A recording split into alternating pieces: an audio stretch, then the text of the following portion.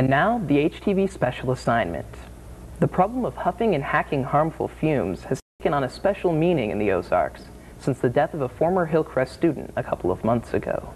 Tonight, Aaliyah has the story of what happened and how a grieving father wants to make sure that other kids avoid a similar fate.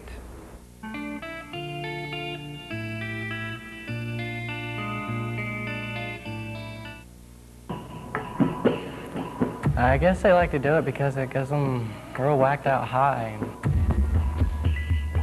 They lose all motor skills, they don't know what they're doing, they can't speak, and they run into things a lot. Because it's easy, and you can get a hold of it really easy. It could just be sitting around your house or anything like that. You don't have to go buy it if you don't want to. A lot of people smoke pot. A lot of people do meth, whatever. But why not just broaden your horizons, Do something different, do something weird. It's called huffing.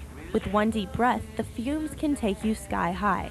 Teens looking for a thrill can find it in a cheap can of paint, and some get hooked. I don't know, the first time I did it, I was like, wow, this is weird. This is kind of fun, and then just kind of like the same old routine, you just keep doing it, keep getting the same thing. Sometimes it's different, sometimes it's not. So you just do it whenever you can, however you can, with basically whatever you can. I mean, it seemed like days and weeks and years that you would be up, and you're just like, man, this is insane. I gotta come down and be a part of the society sometime, and the fuzzy feeling, all the colors and houses moving that shouldn't be, and dogs that aren't really there and stuff. It's insane. So huffing is a quick, cheap way to get high, and a lot of teens are trying it, but it can be deadly. That's what Mark Britt found out on January 2nd when he discovered his son's body. In this apartment, 16-year-old Clayton Britt disappeared into the bathroom on a Sunday night.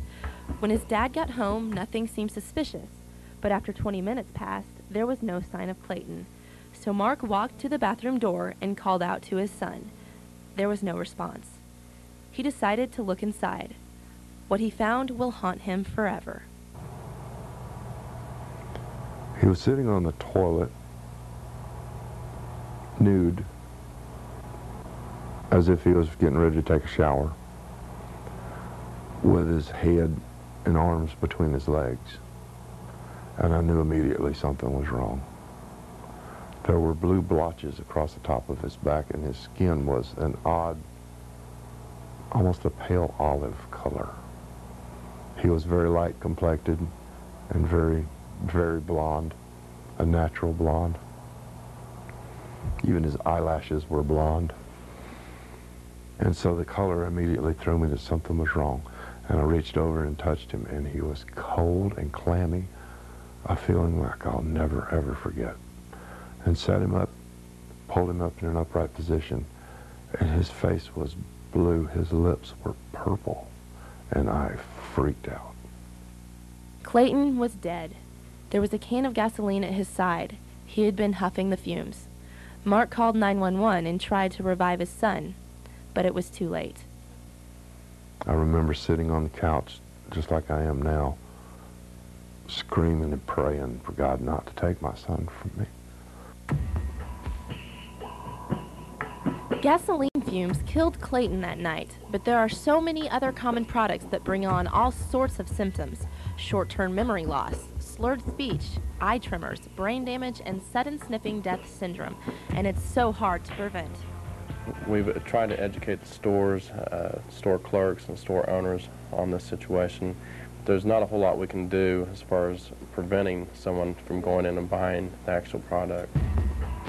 Clayton's death and how he died stunned friends at Hillcrest.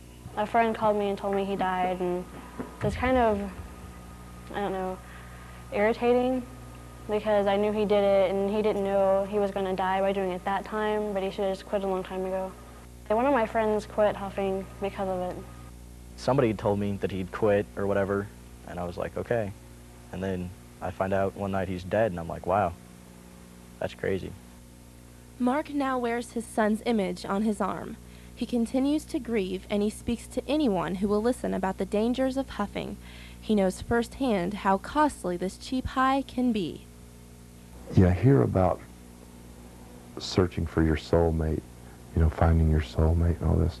I'd been married 3 times until I finally realized that I had found my soulmate, and he was my son. For HTV Magazine, I'm Aaliyah Aziz reporting.